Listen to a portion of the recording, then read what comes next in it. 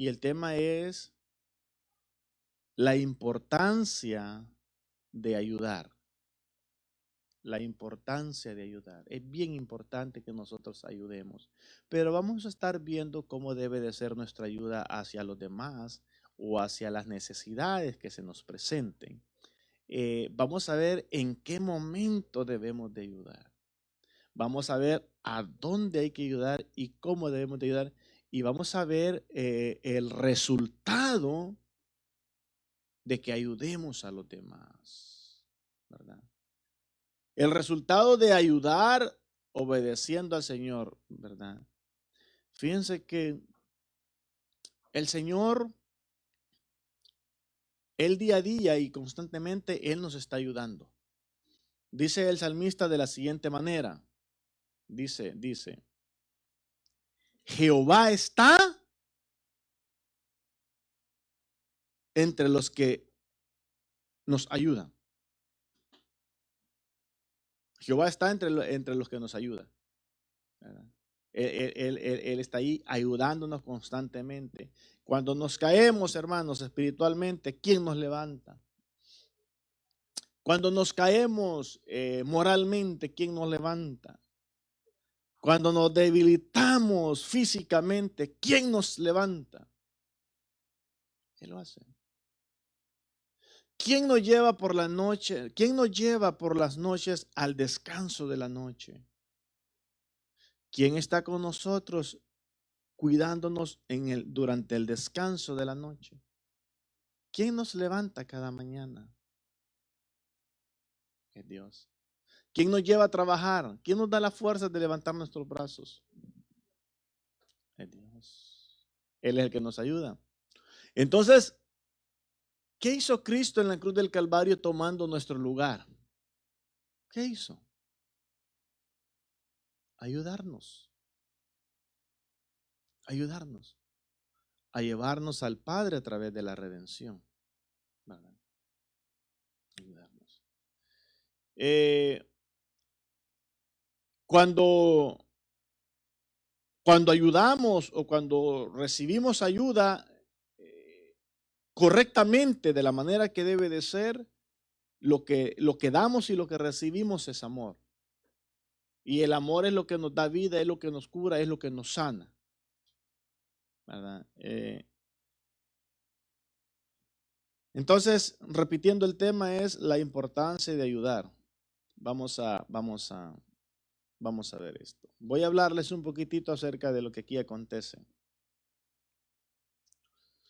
Dice que este hombre, queriendo justificarse a sí mismo, dijo a Jesús: ¿y quién es mi prójimo? Nosotros a veces nos justificamos, ¿verdad? Nos justificamos y aunque yo siempre les he dicho que como iglesia estamos en el camino correcto, estamos en el lugar correcto. Eso no hay duda. Usted y yo estamos, como iglesia, estamos en el camino correcto. Estamos en el lugar correcto. Ahora, como iglesia, estando en el lugar correcto, nosotros debemos de aprender que como iglesia, en ese lugar en el que estamos, en el camino de Cristo, en el camino de santidad, en el camino de vida, nosotros debemos de aprender a vivir correctamente. Nosotros debemos de hacer las cosas correctamente. Ese es nuestro reto. Y para que nosotros aprendamos a hacer todo lo que debemos de hacer en el camino de santidad correctamente, no lo hacemos solo. Porque está Dios para ayudarnos. Se acerca también un padre de familia, se acerca pidiéndole ayuda a Cristo, que ayudara a su hijo, ¿verdad? Que era atormentado por un demonio, pero no lo mataba, ¿verdad? El muchacho caía en fuego, no se moría, echaba espuma por la boca, no se moría. Y entonces este hombre se acerca, ¿no? a Cristo y, y le pide que ayude al muchacho, y Cristo le dice, ¿verdad? ¿Desde cuándo está así? El hombre le dice: desde la infancia, de niño, ¿verdad? Entonces, pero también Cristo lo lleva a la reflexión, a aprender a conocer la voluntad de Dios, ¿verdad? A vivir como hijo de Dios, ¿verdad? Entonces, le dice Cristo, para el que cree todo le es posible. Para el que cree todo le es posible. Entonces viene el hombre y le dice, ¿no? Y no se queda hasta ahí y le dice,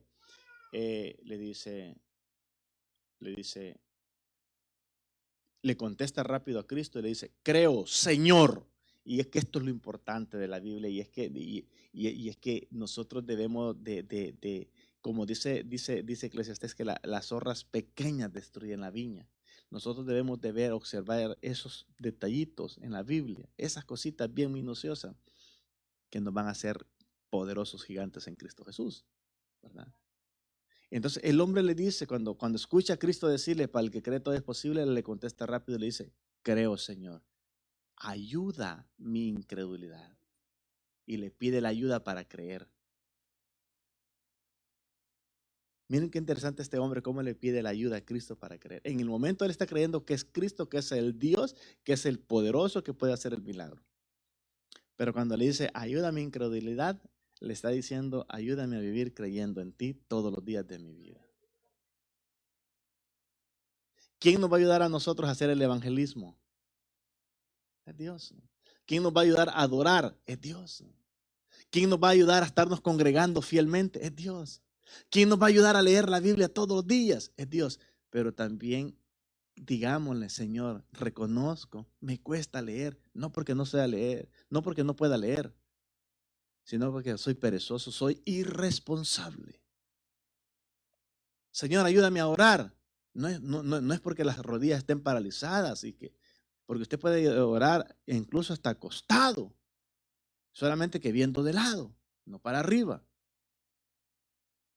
Pero si es la necesidad, que no puede hacerlo de pie o de rodillas o sentado, pero usted puede orar sentado, de rodillas, parado, caminando, acostado. Usted puede orar de todas las posiciones. Y todas son bíblicas. Todas las posiciones para orar son bíblicas. Entonces, ¿pero por qué no lo hacemos? Porque no queremos. Ahora, pero si estamos conscientes que necesitamos orar a Dios porque tiene Él una relación con nosotros y nosotros debemos de aprovechar esa relación con Él, ¿qué debemos de decirle? Señor, ayúdame, yo necesito orarte. Yo necesito buscarte, ayúdame. Yo necesito vivir como hijo tuyo. Yo necesito vivir como redimido tuyo. Yo necesito vivir como pueblo tuyo. Ayúdame. Él es el que nos va a ayudar.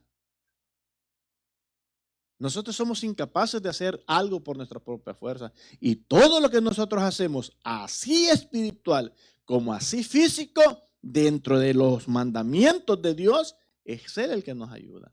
Entonces nosotros, antes de todo, nosotros ya debemos de ser agradecidos con Dios porque Él nos ayuda a todo.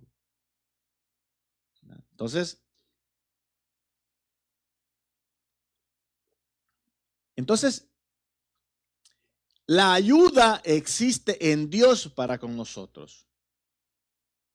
Toda la vida está escondida en Dios y toda la vida, todo lo que tiene que ver con nuestra vida, Dios lo hizo en nosotros, Dios. Entonces, ¿por qué Dios nos puso 2 pulmones, 2 riñones, un corazón? ¿Y por qué todos funcionan en equipo? ¿Y cuál es la función de ellos? Es la de ayudarnos. ¿Qué es lo que hace el hígado y el páncreas? Perdón, ¿qué es lo que hace el hígado y los riñones? Son el filtro de nuestro cuerpo. Son el filtro de nuestro cuerpo. Ahí se filtran todas las impurezas y por las heces salen algunas impurezas y por la orina salen otras impurezas procesadas por el hígado y por los riñones. ¿Qué hacen estos órganos en nosotros? Ayudarnos. ¿Qué debemos de hacer? ¿Qué debe de hacer el cuerpo de Cristo, la iglesia? ¿Qué debe de hacer el cuerpo de Cristo? ¿Qué debemos de hacer todo el cuerpo de Cristo, la iglesia?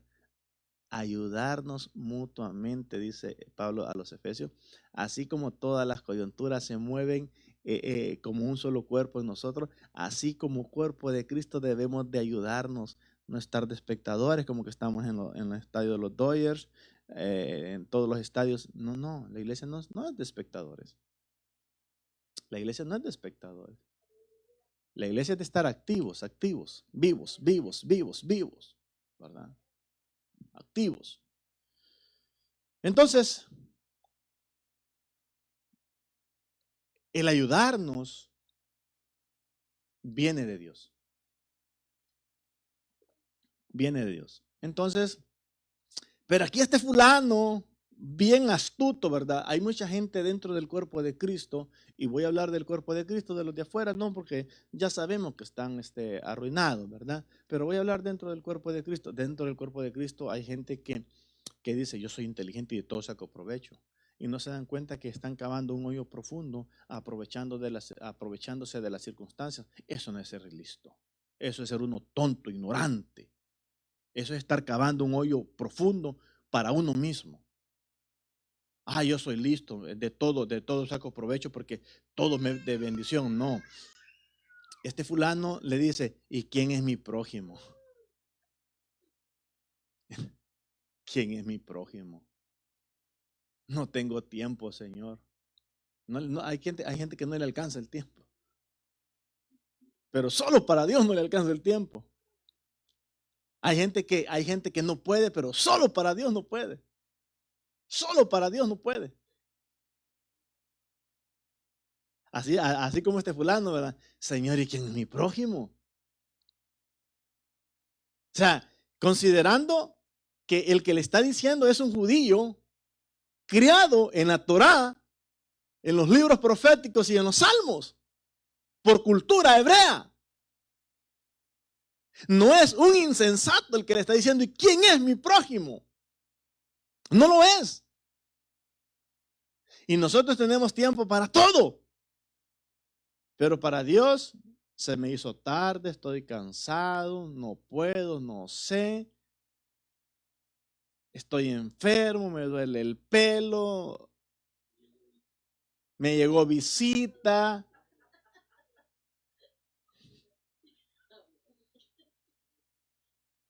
¿Qué más? ¿Qué más? Porque ya habían varios domingos que no sabíamos nada.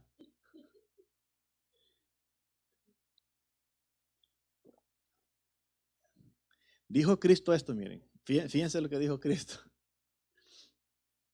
Dijo Cristo. Cuando el otro fulano, ¿verdad? Otro tremendo. Le dijo Judas Iscariotes, ese perfume, le dice, se hubiera guardado para los pobres. Robar quería. No quería ayudar a los pobres. Él estaba pensando en cómo robar. Ajá. Pero miren la respuesta de Cristo. Miren la respuesta de Cristo. A los pobres siempre los tendréis entre vosotros, pero no a mí, les dijo.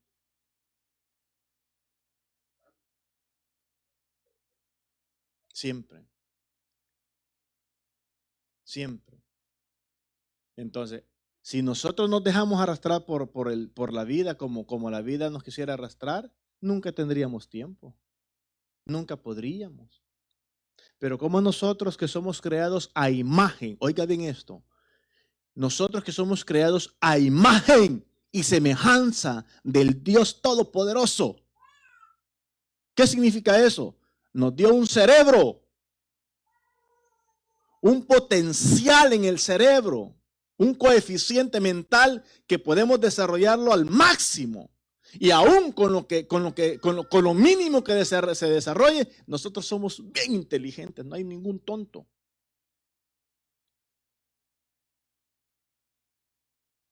No hay nadie que sea atrasado mental. Nadie. Somos bien inteligentes. Así nos hizo Dios inteligente. Entonces, ¿de dónde sale esa sabiduría? Yo no sé. Yo no puedo. Yo no tengo tiempo. ¿De dónde sale eso? Señor, ¿y quién es mi prójimo? Eso es pura ignorancia y dureza de corazón. ¿Verdad? Entonces, Cristo, ¿verdad? Usa un samaritano. Samaria Samaria está al norte de Israel y se convierte en la capital del reino del norte cuando Israel es dividido, cuando el hijo de Salomón se convierte en rey de Israel. Roboán, hijo de Salomón, se convierte en rey y se divide el reino de Israel en dos a causa de la insensatez que él cometió. Entonces se dividen 10 tribus al norte y quedan 2 al sur en Jerusalén. Jerusalén se convierte en la capital del reino del sur, que siempre se ha sido la capital de Israel, y Samaria del norte. Las 10 tribus al norte representan a toda la humanidad queriendo servir a Dios a como se le antoja. Los samaritanos era una mezcla de judíos con gentiles, ¿verdad? Es larga la historia, ¿verdad? Cómo se dio eso, pero ahí está en la Biblia, ¿verdad? Entonces, a causa de eso, los samaritanos eran despreciados por el reino del sur, por los judíos que se habían conservado, ¿no? Entonces, y realmente lo eran, ¿no? Cuando la samaritana se junta con Cristo en el pozo de Jacob, le dice, ¿cómo tú siendo judío me pides de beber cuando judíos y samaritanos no se tratan entre sí porque se contaminaban? Entonces, ahí tenemos cómo Dios, a pesar de que los samaritanos eran mal vistos, ahí tenemos uno de muchos ejemplos que la Biblia usa a los samaritanos de buena manera. De buena manera. Dios usa a los samaritanos para darnos tremendas cachetadas espirituales a nosotros. Entonces, usa al ejemplo de los samaritanos en varias ocasiones para dar buenos ejemplos. Entonces, viene la mujer samaritana y recibe el mensaje. ¿Qué hace la mujer samaritana? Ayuda a los samaritanos. Corre y dice, hay un hombre que me ha dicho todo lo que he hecho. Venid y oírle. ¿No será este el Cristo? Y sale corriendo a llevar el mensaje a todo Samaria. ¿Qué hace con eso la mujer samaritana? ¿Qué demuestra ella? Una ayuda a su gente, a su pueblo. No se quedó solamente con el pastel para ella, lo comparte. Eso es ayuda. ¿Qué hacen los samaritanos cuando oyen el mensaje de la mujer? Dóciles de corazón e invitan a Cristo a pasar con ellos. Y se queda allí un tiempo con ellos, unos días. Y lo escuchan y aprenden y reciben el mensaje. Miren lo que hace la ayuda. Todo lo que hace la ayuda. Y el ejemplo que pone Cristo de los samaritanos y Dios y la Biblia, cómo nos habla de los samaritanos. Quiénes eran espiritualmente y cómo reaccionaban cuando Dios los buscaba. Entonces, en este caso vuelve a poner Cristo el ejemplo de los samaritanos.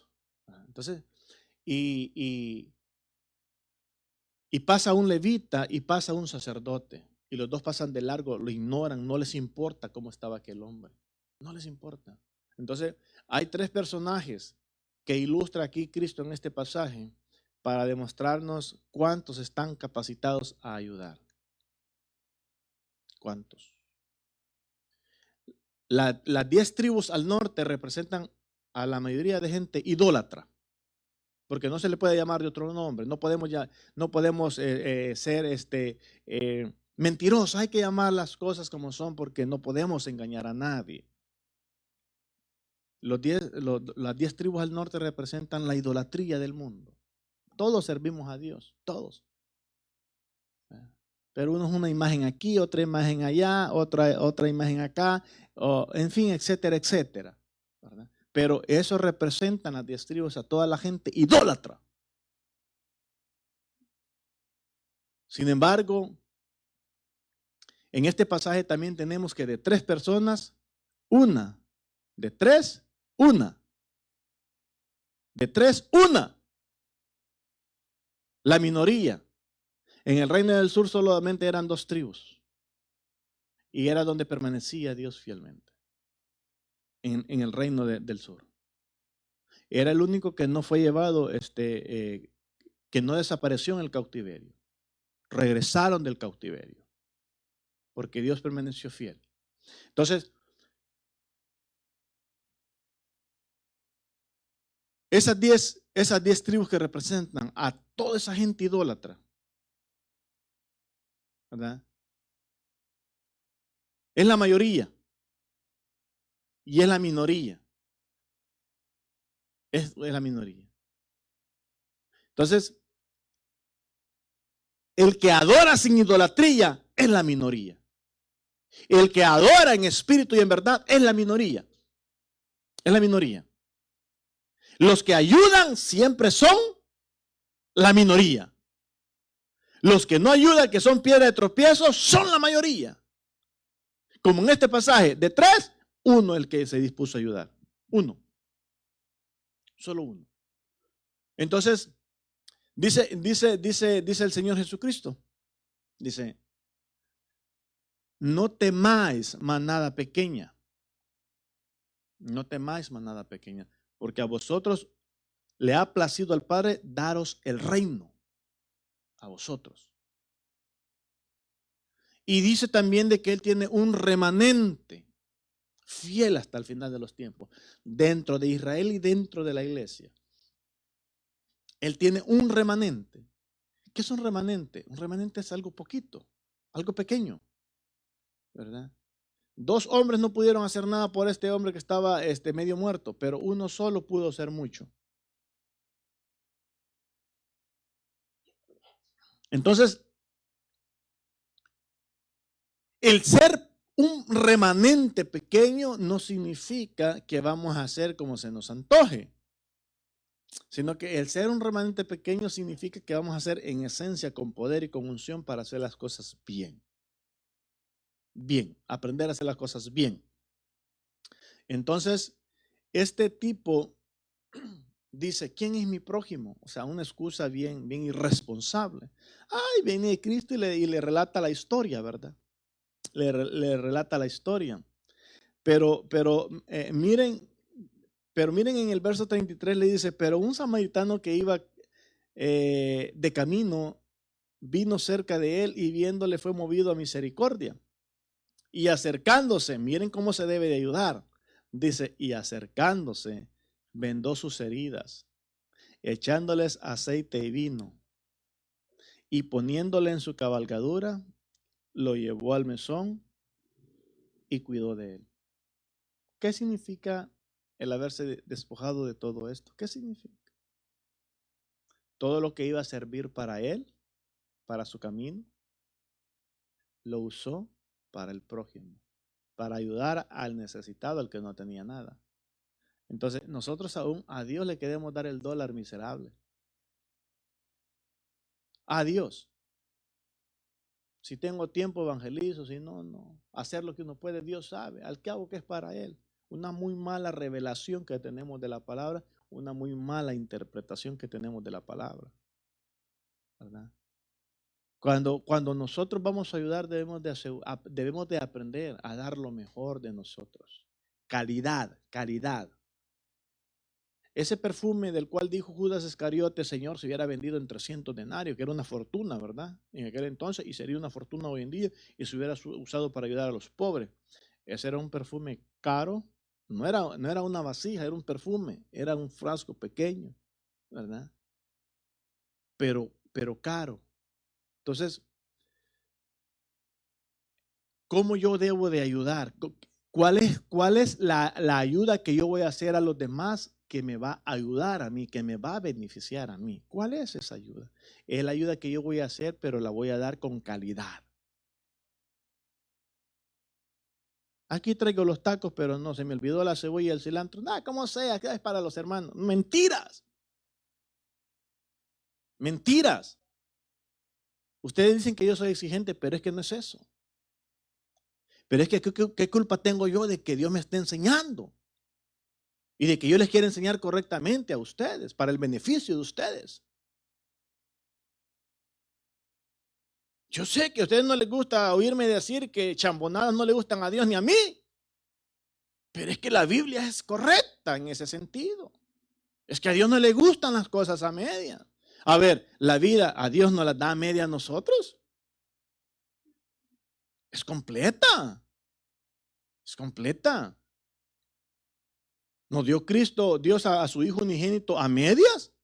¿Compartimos la cruz con Él? ¿Nos clavaron un clavo a nosotros y uno a Cristo? No. completito en el sacrificio para nosotros. Entonces, nosotros debemos de dar lo mejor. Este hombre dio lo mejor. Se bajó de su cabalgadura, caminó y llevó a aquel. Pero miren qué interesante, dice el verso 34, dice 35.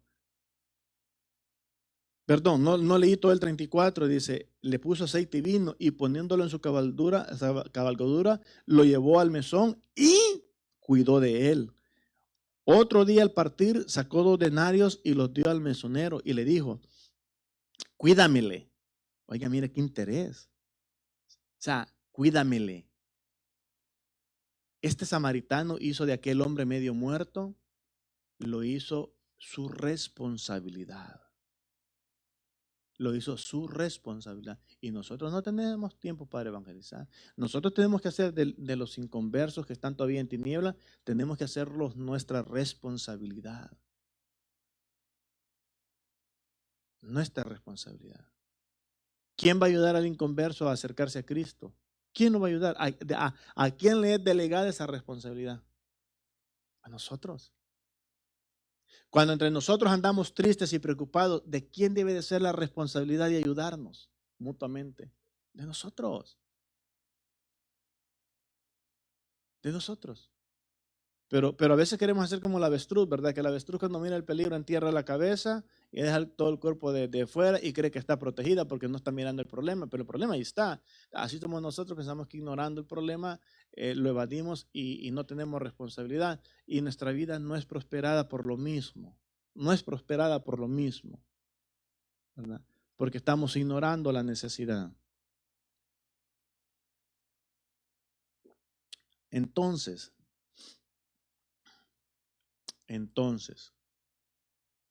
este hombre ayudó al que estaba medio muerto con responsabilidad,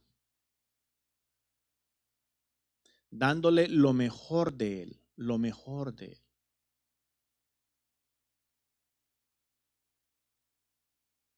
Hay algo de lo que dispuso este hombre también bien importante. Este hombre dispuso de toda su vida para ayudar al necesitado, toda su vida. Fue movido a misericordia, le puso el aceite, el vino, lo vendó, lo subió a su cabalgadura, él caminó, pagó 2 denarios y dijo, yo pagaré lo que haga falta cuando regrese. Lo cuidó, se preocupó por él. Este hombre dio todo lo mejor de él. Todo, todo, todo. Puso su tiempo.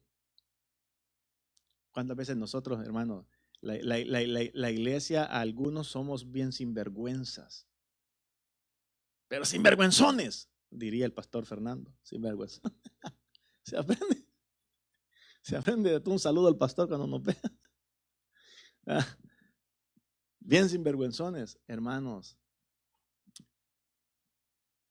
Este hombre se despojó de todo y nosotros no nos queremos a veces despojar ni de la cama porque el frío está tremendo.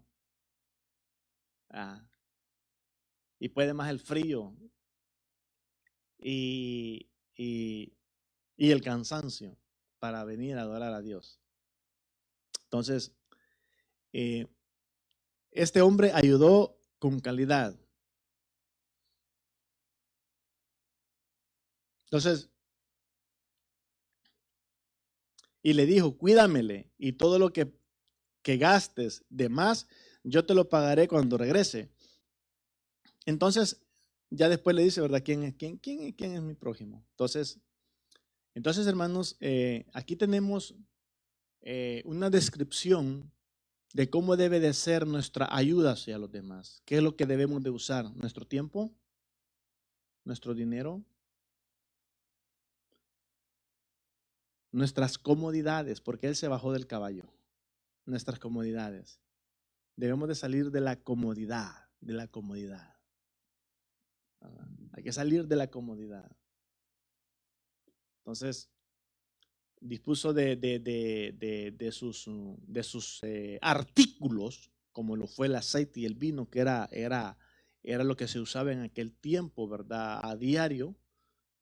Usó sus vendas, su dinero, su tiempo, su cabalgadura, En fin, usó todos los recursos que necesitaba ese hombre. Él se desprendió el buen samaritano de ellas para poderlo ayudar. Entonces, aquí tenemos una descripción de cómo se debe de ayudar. Nosotros no podemos pretender ayudar a nuestra manera, como nosotros querramos, o salir del compromiso. Cuando usted sale del compromiso, lamentablemente, pero tengo que ser sincero con ustedes y con todos los que nos escuchen en el momento que nos escuchen este mensaje. Cuando usted ayuda por compromiso, es como no hacer nada. Es como no hacer nada. La ayuda debe de ser lo mejor, completa, completa, completa. Si usted va a salir del compromiso, no, eso no cuenta. Este hombre dijo, cuídamele, lo hizo parte de él, de su compromiso. Cuídamele, cuídamele. Entonces, cuando yo ayudo a medias, no cuenta, lo siento, no cuenta. Que tal vez nos podrá servir para aprender a hacer mejor las cosas, sí, aprendamos de que las cosas a medias no funcionan. No funcionan. Entonces nosotros debemos de aprender que la ayuda debe de ser de calidad, con compromiso, con amor, con misericordia, con dedicación. ¿Cuántos dicen amén? ¿A cuánto les está hablando el Señor? ¿Y cuánto vamos a obedecer? Ya voy a ver si es cierto. Ya voy a ver si es cierto. Al final les voy a decir, voy a hacer una lista de las necesidades que hay.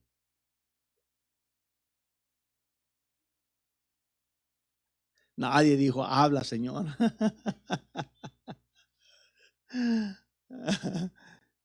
Entonces, aquí les he explicado un poco de toda la escena de cómo se debe de ayudar, ¿verdad? Debe de ser con compromiso, con amor, con misericordia. Con amor y con misericordia, ¿verdad? No debe de ser a medias. Debemos de ayudar, otra cosa, hermanos, bien importante, debemos de ayudar donde esté la bendición adecuada correctamente. En este pasaje no hay dos necesidades similares para tomar como ejemplo, pero sí podemos recalcar de que este hombre fue sabio como ayudó donde estaba la necesidad. Nosotros debemos de ayudar donde esté la necesidad. ¿Dónde está la necesidad de la iglesia? ¿Dónde está la necesidad de la iglesia?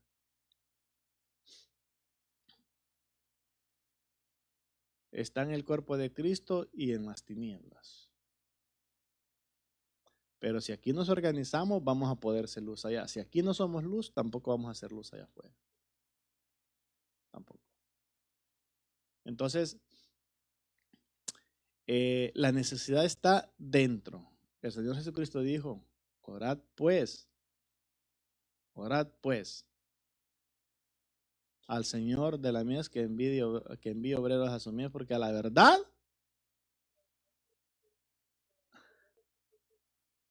la mies es mucha y poco los obreros. Entonces al final, ¿verdad? Vamos a pasar lista. Bien. Entonces, se necesita mucha ayuda en el cuerpo de Cristo. Y allá nos necesitan, allá afuera también. Entonces, vamos a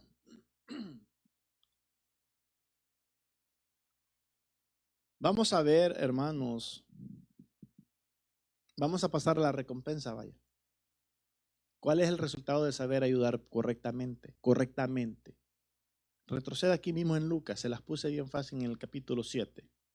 Retroceda unos 3 capítulos atrás. Capítulo 7, Lucas 7. Lucas capítulo 7. ¿Estamos todos ahí? Ahora, vamos a ver la recompensa. En el buen samaritano aparentemente no se ve la recompensa, ¿verdad? Pero realmente cuando Cristo se encarga de hablar de todo lo que el buen samaritano hizo por aquel hombre, significa que Cristo, que Dios, recompensó al buen samaritano. Por fe y por lógica se entiende. Yo no voy a hablar bien de alguien sin que ese alguien sea recompensado por el bien que hizo. ¿O sí? ¿verdad? Es recompensado. Pero en este otro pasaje vamos a ver la aplicación del beneficio a todo aquel que ayuda. Y nuevamente la cachetada espiritual, porque el buen samaritano era mal visto por los judíos. ¿Ah? Y este del que vamos a hablar en este capítulo, ya lo andan buscando, pónganme atención. Entonces, este fulano del que vamos a hablar aquí tampoco es judío. ¿Cuántos de aquí no son cristianos? ¿Cuántos de aquí son cristianos? Puchica, qué poquito. O sea, que no sé porque no la levantaron ni en una ni en otra. Va, entonces, 7:1 dice, después que hubo terminado todas sus palabras al pueblo que le oía, entró en Capernaum. Y el siervo de un centurión, a quien éste quería mucho, aquí vamos a ver la recompensa y la ayuda nuevamente, doble porción. Hago una pausa para explicar el verso 2. Y al siervo de un centurión, a quien éste quería mucho, estaba enfermo y a punto de morir. Mire, los dos casos eran delicados. Pero este centurión amaba a su siervo. Cómo le demostró el amor y cómo este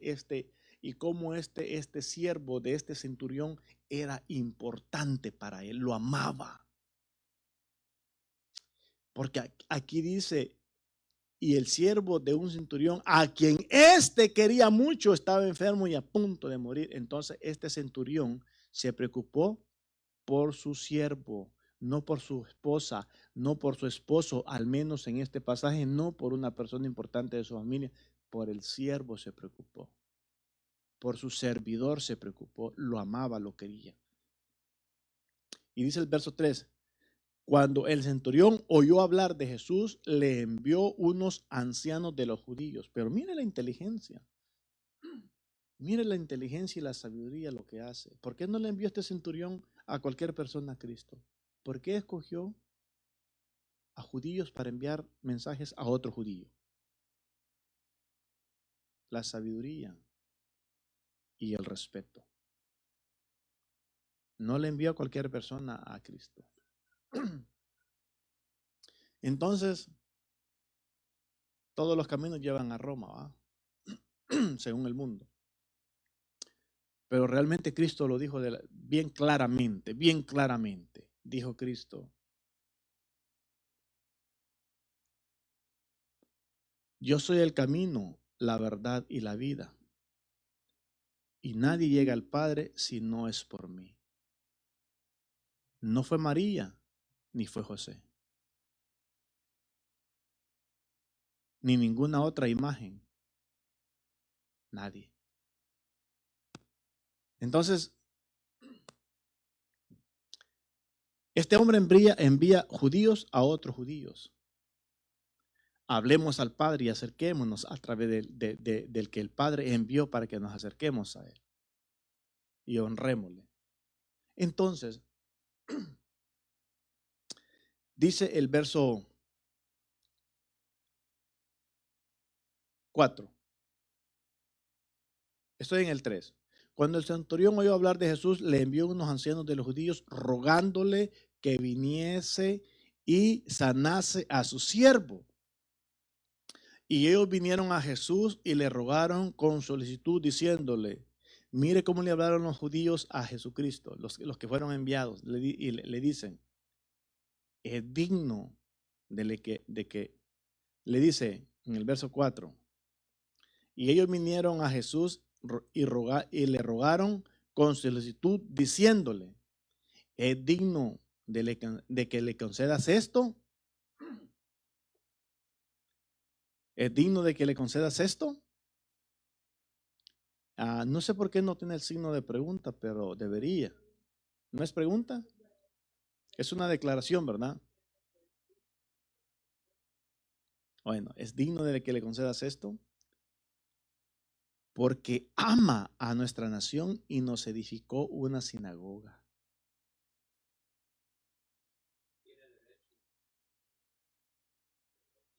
O sea que este centurión era un hombre, siendo centurión, siendo militar. Centurión era alguien que estaba a cargo de 100 personas. Era un señor. Eso era un centurión.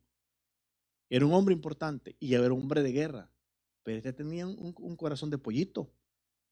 Amaba. Amaba. Entonces, porque ama a nuestra nación y nos edificó una sinagoga. Había ayudado a los judíos, pero porque los amaba. La ayuda tiene que ser como muestra de nuestro amor, no de compromiso, no de que nos vean, no de salir del compromiso. ¿Verdad? Entonces, Jesús fue a ellos, pero cuando ya no estaba lejos de la casa, el centurión envió a él unos amigos diciéndole: Señor, no te molestes porque no soy digno de que entres bajo mi techo, pero por lo que ni aún me tuve por digno de venir a ti, pero di la palabra y mi siervo será sano, porque también yo soy hombre puesto bajo autoridad y tengo soldados bajo mis órdenes. Y digo a este: ve, y va, y al otro: ven, y viene, y a mi siervo: haz esto, y lo hace. Al oír esto, Jesús se maravilló de él, y volviéndose dijo a la gente que le seguía: os digo que ni aún en Israel he hallado tanta fe. Y al regresar a casa, los que habían sido enviados hallaron sano al siervo que había estado enfermo.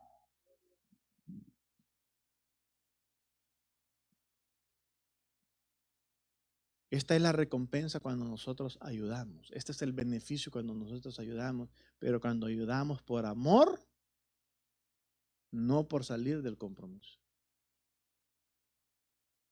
Para que no me estén viendo mal o para que no digan que no di algo, no. Y este es el error de nosotros. ¿Estamos en el camino correcto? Sí, estamos en el camino correcto. Estamos en el camino correcto. Y nosotros, aún mayor, deberíamos de enviar mensajeros al Padre directamente a través de Cristo.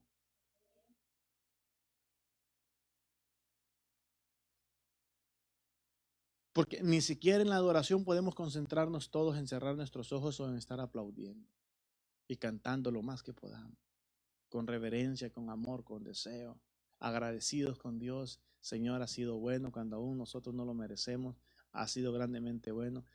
Ni aún en la alabanza podemos tener esa reverencia de que todos a una sola persona podamos adorar.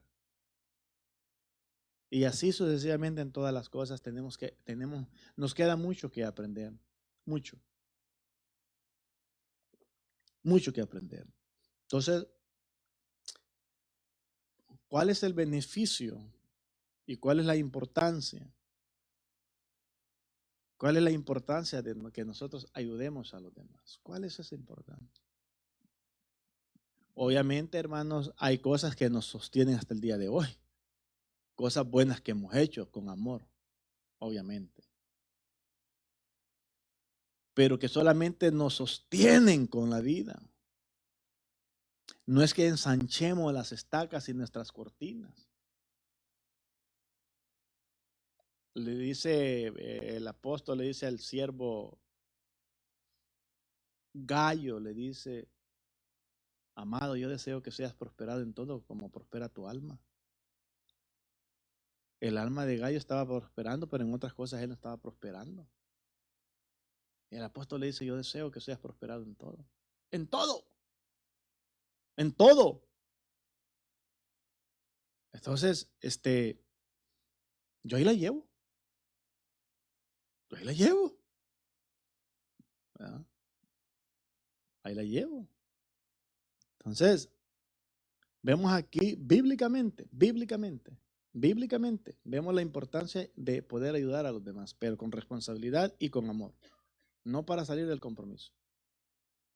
El ayudar a los demás nos va a servir a que nosotros veamos el favor de Dios sobre nuestras vidas, ayudándonos, sosteniéndonos, ¿verdad? Dice, esto ya no lo vamos a leer, Dice Proverbios 19:17. Dice, el que al pobre da, a Jehová le presta. ¿Qué es un préstamo? El que al pobre da, a Jehová le presta. ¿Qué es un préstamo? Algo que va a regresar con seguridad.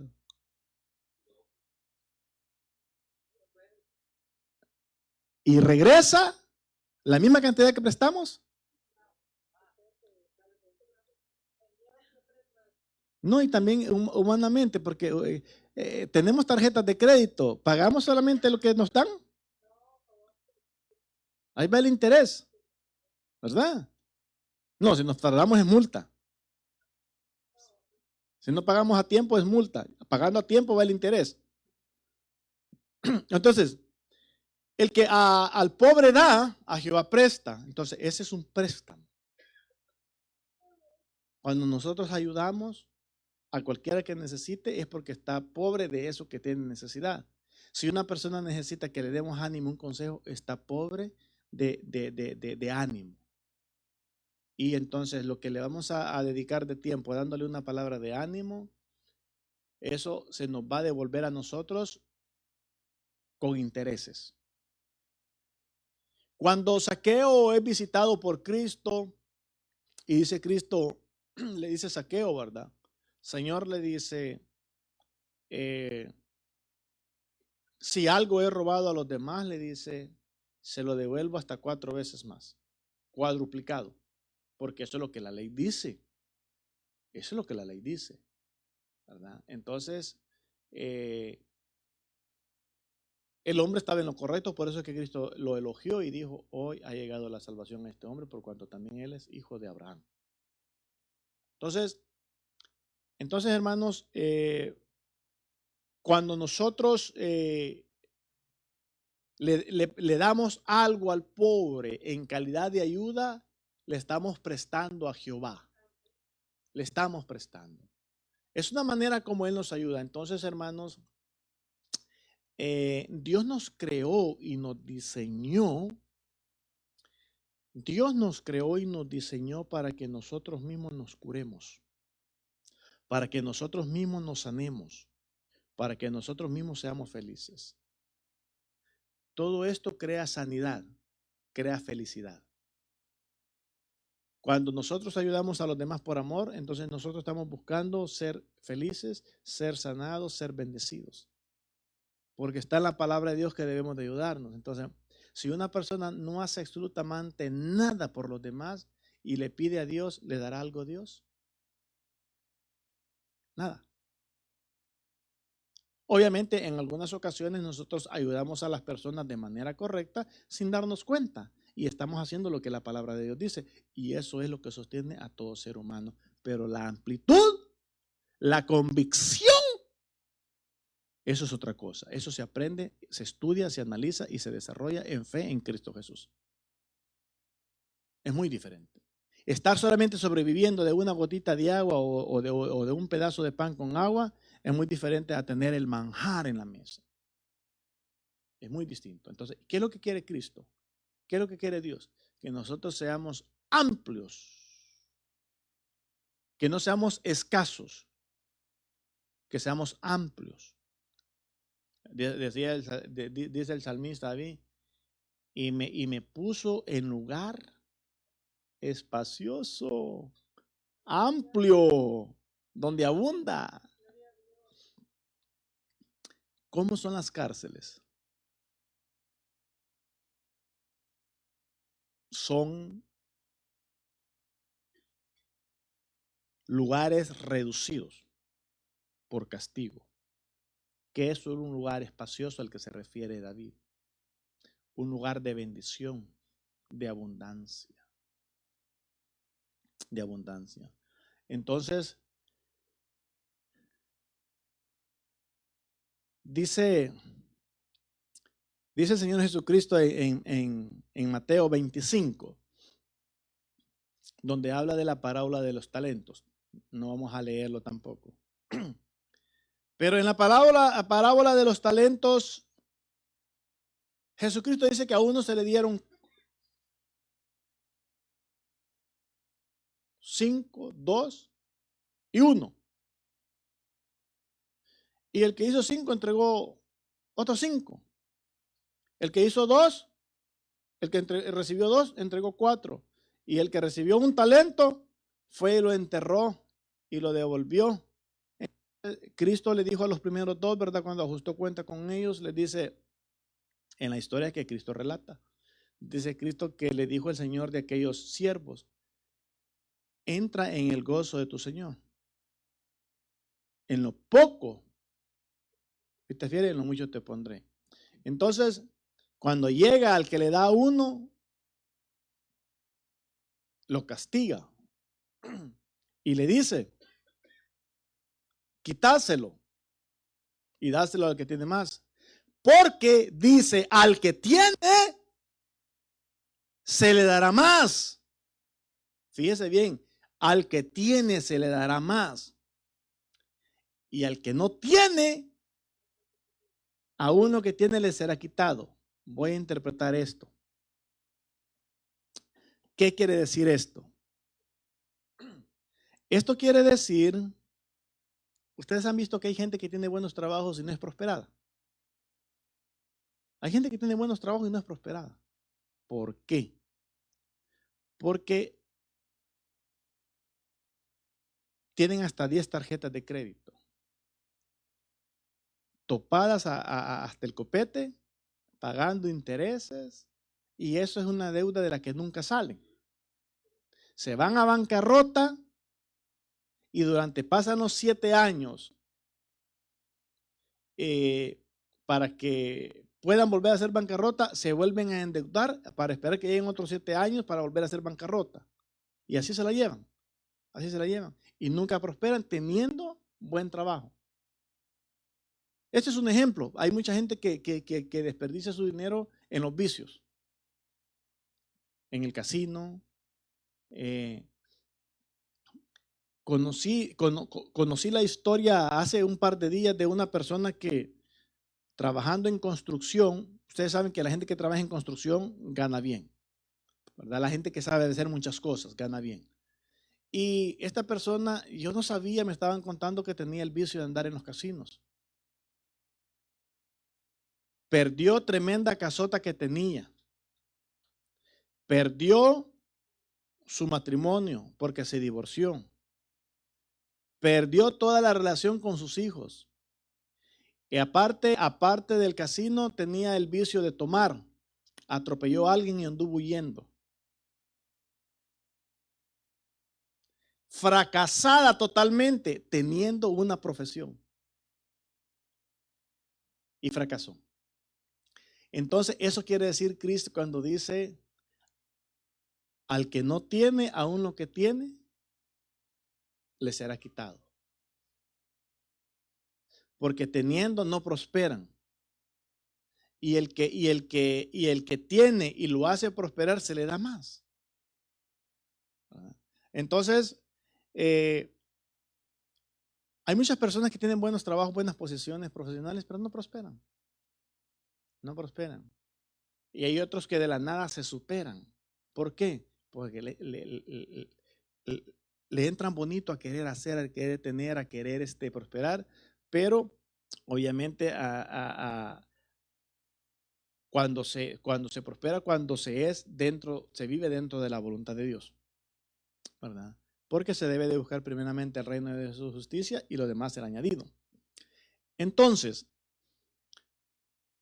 cuando nosotros ayudamos, estamos trabajando. Estamos invirtiendo lo de nosotros. No es pérdida, es inversión.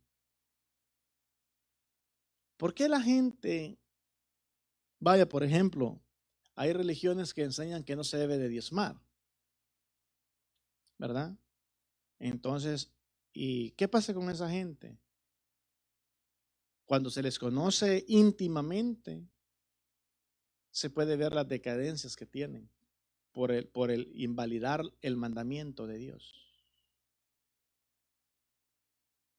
por no desarrollar esa área de su vida espiritual, las finanzas son sanadas con el diezmo y las ofrendas. ¿Por qué? ¿Por qué no son prósperas? Cuando uno llega a conocer sus vidas, uno se da cuenta cómo llevan sus vidas. ¿Por qué, por qué no evangelizar? ¿Por qué no nos ayuda a tener más bendición nosotros? Porque no estamos invirtiendo en esa área. Yo cuando era miembro de las iglesias donde estuve, casi siempre me gustó tener ven para raitear a la gente. Yo tenía mi célula, todo el tiempo trabajé con célula.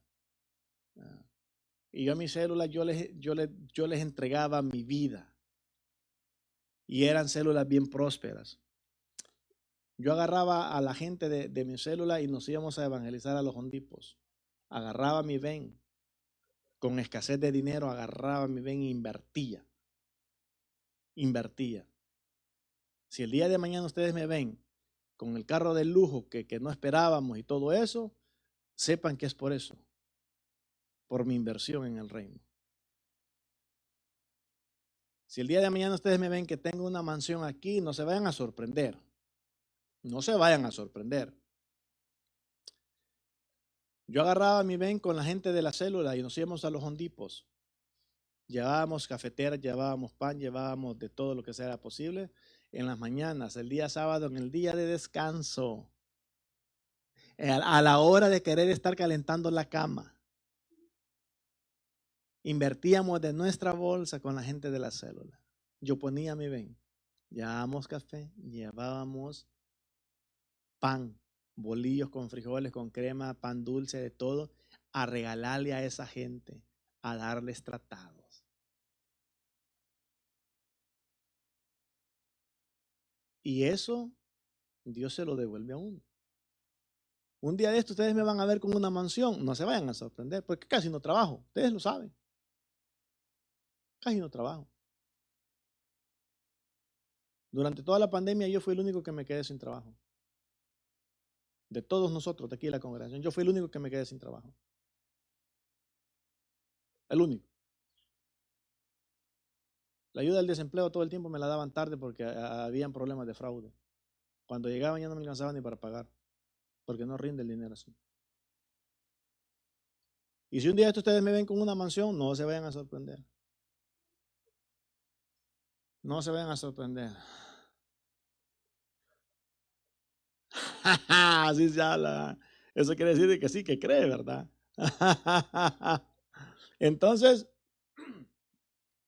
Entonces es bien importante ayudar a los demás, pero con amor y con compromiso. No para taparle el ojo al macho, ¿verdad? No para salir de compromiso. Así de que es bien importante ayudar a los demás. Yo me escondo, que hagan los demás lo que quieran, yo no puedo, yo no tengo, sí, pero así es la vida desgraciada también. Así que pongámonos las pilas. Si queremos prosperar, ayudemos a los demás, pero con amor. Póngase de pie y vamos a darle gracias a Dios.